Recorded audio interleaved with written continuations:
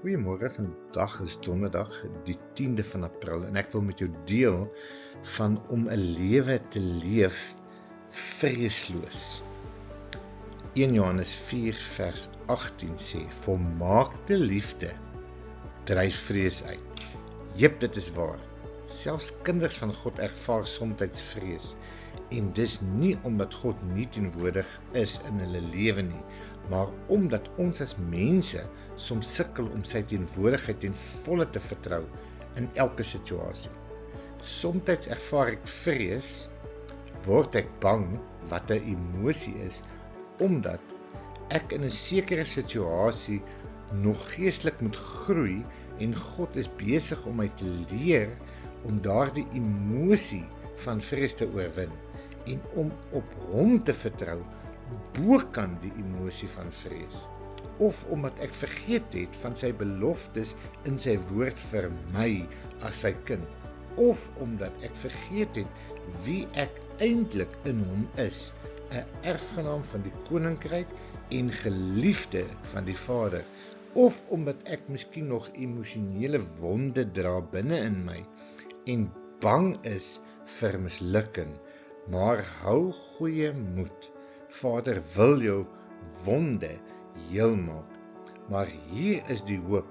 Die Vader wil jou oorwinning oor jou vrees gee.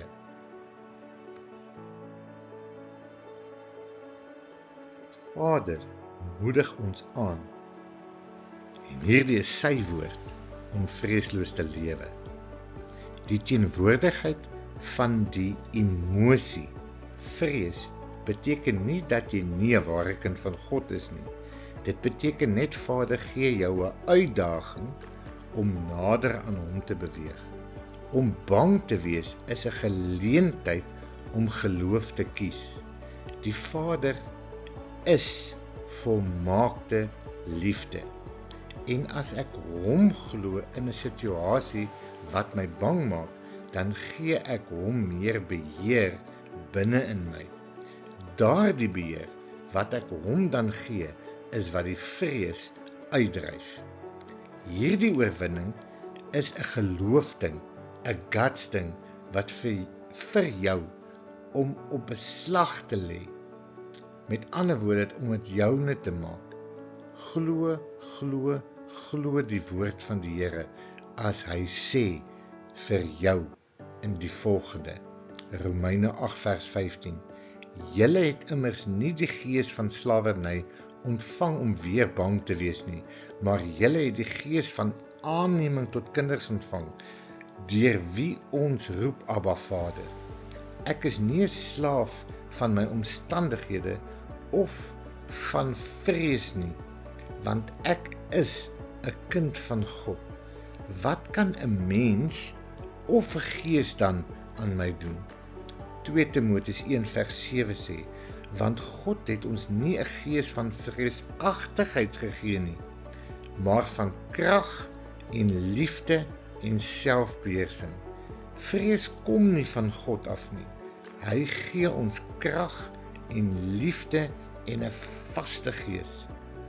Vrees is die vyand se taktiek waarmee hy ons wil manipuleer. You have got to fight him like Jesus did with the word of the Lord.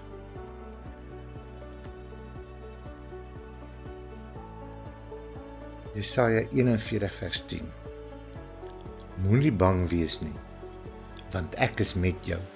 Moenie verskrik wees nie, want ek is jou God. Ek versterk jou, ek help jou, ek ondersteun jou met my regterhand van geregtigheid. Die vyand skree vir jou. Jy is oorgelewer aan my. Maar God sê, ek sal jou help, ek sal jou bystaan, ek sal jou ondersteun en ek sal jou sterk maak. Dit kom net hierop neer. Wie glo jy meer? Psalm 27 vers 1 sê, die Here is my lig en my heil, vir wie sou ek vrees? Die Here is die vesting van my lewe, vir wie sou ek skrik? Die res van die stemme wat hier langs jou skree, is alles manipulasie van die vyand.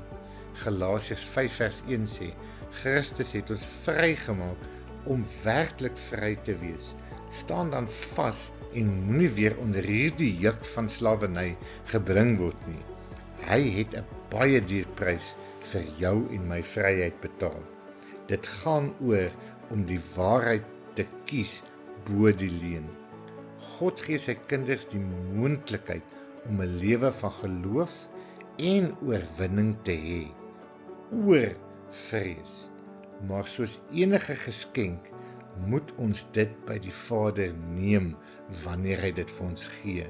Daarom verklaar die skrifte oor jou met geloof in 'n oomblik wat jy vrees. Vader, ek prys U, die Almagtige. Alle krag en mag en autoriteit is aan my Jesus gegee. Elke knie sal voor hom buig en bely dat hy die Here is. Amen.